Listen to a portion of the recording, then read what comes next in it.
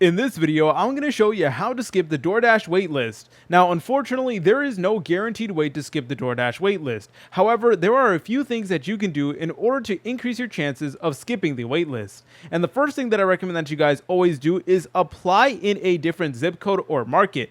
So if your area has too many drivers, try signing up in a nearby market with higher demand or less saturation. Some areas, especially like major cities like New York City, have shorter or even no wait list due to high order volume. So you just want to make sure that the new zip code you use is a feasible location for you to deliver in without excessive travel. So try to use the zip code of the nearest like town or like city near you, because that is going to increase your chances significantly. Next up, you always want to check application and background check status regularly. So delays can occur due to incomplete or pending background checks. So please log into your DoorDash account or check the candidate portal to monitor your status and promptly submit any requested documents. A completed background check can move you closer to activation. Another thing that you guys could do is to contact the DoorDash customer service. So that is certainly an option you do have. So for example, we do have DoorDash right over here. You want to go ahead and contact them and explain to them your situation and see if there's like any like particular issue that is going on with your account, because DoorDash is typically going to let you know.